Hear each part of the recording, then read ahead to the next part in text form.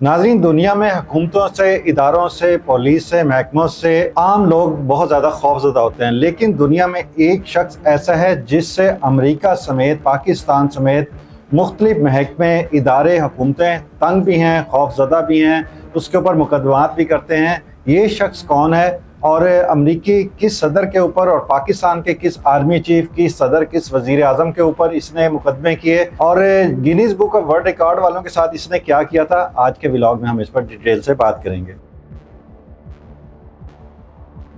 नाज़रीन, एक शख्स जिसका नाम जोनाथन ली रिचेस है, वो एक मरतबा ऐसा हुआ कि बचपन से ही वो एक खपती शख्स था। वो अपने घर से भी बहुत ज़्यादा फ्रस्ट्रेटेड था और फिर एक मरतबा ऐसा हुआ कि साल 2006 में उसने अपने घर वालों के खिलाफ भी मुकदमा कर दिया, जिसमें ये इल्ज़ाम लगाया गया कि उसके वालिदैन ने उसकी सही तरबियत और परवरिश नहीं की, जिसकी वजह से ना उसको जॉब मिल रही है और ना ही उसकी ज़िंदगी अच्छी चल रही है और उसके गुजर बसर भी मुश्किल हो रही है। बहरहाल अदालत ने उसकी बात सुनी है तो उन्होंने देखा कि वालिदैन ने उसके साथ अच्छा सलूक नहीं किया था, जिस पर अदालत ने उसके वालिदैन को कई $100 पे करने का कहा। और ये वो वक्त था जिसके बाद जोनाथन ली रिचेस की ज़िंदगी में बिल्कुल नया मोड़ आ गया और अब उसने पैसे हथियाने के लिए या पैसे बनाने के लिए इसी को अपना रोज़गार बना लिया। उसके बाद कहा जाता है कि उसने मुख्तलिफ इदारों के ऊपर, महकमों के ऊपर, हत्ता कि जो दुनिया के अमीर तरीन लोग हैं जिसमें स्टीव जॉब भी शामिल हैं, उसके ऊपर मुकदमा शुरू किया। यूएनओ के अटॉर्नी जनरल के ऊपर उसने मुकदमा किया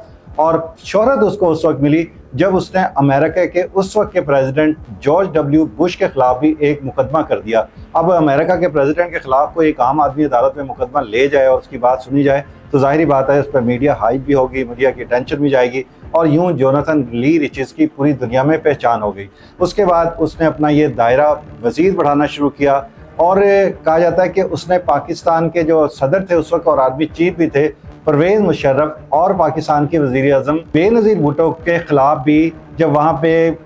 अमेरिका से और दूसरे इलाकों से इमिग्रेंट्स को बाहर भेजने का बाई फोर्स मुतालबा किया जा रहा था कि उनको डिपोर्ट किया जाए, तो उसने पाकिस्तान की जो इदारे थे और हुकूमतें थी उसके ऊपर भी मुकदमे किए और कई जगह उसको कामयाबी मिली, कई जगह उसको नाकामी मिली। तो कहा जाता है कि उसने इस तरह करते हुए तकरीबन 2600 मुकदमात अब तक किए और जिसमें कई मुकदमात में उसको नाकामी हुई, लेकिन जो थोड़े मुकदमात उसने किए उसमें उसको जब कामयाबी मिली और उसको पैसा अदा किया गया तो उसकी मालियत कई लाख डॉलर यानी पाकिस्तान के हिसाब से कई करोड़ रुपए बन जाती है। साल 2009 में जब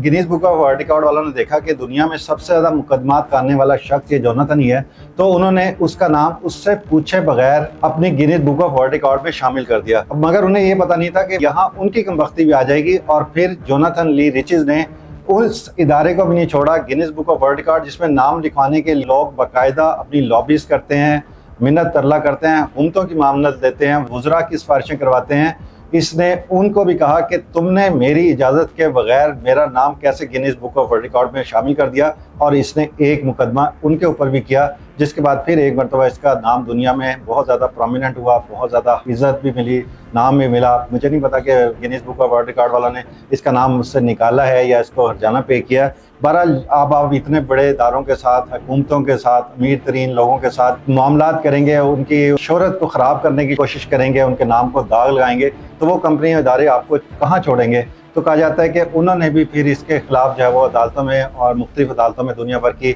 मुकदमात कायम किए, जिसके बाद ये तकरीबन 2012 तक जो है वो जेल काटनी पड़ी। काफ़ी अरसे तक इसने जेल काटी और उसके बाद फिर जब ये जेल से बाहर आया तो इसने भी फिर इसका एक तोड़ निकाला, क्योंकि सोशल मीडिया आजकल कहा जाता है कि सबसे पावर हथियार है एक आम आदमी के लिए। और फिर इसने एक यूट्यूब चैनल खोला, आजकल ये अपना यूट्यूब चैनल चला रहा है और अब दुनिया के जो लोग हैं वो सोच समझकर इसके खिलाफ हाथ डालेंगे, क्योंकि उन्हें पता है कि अगर हमने इसके खिलाफ कोई बात की तो ये सोशल मीडिया के यूट्यूब के ज़रिए उस बात को भी फैलाएगा और हमारी पकड़ भी करेगा। अब देखते हैं कि अगला टारगेट जोनाथन ली का कौन बनता है और किस मुल्क या किस इदारे को ये अपना टारगेट करता है।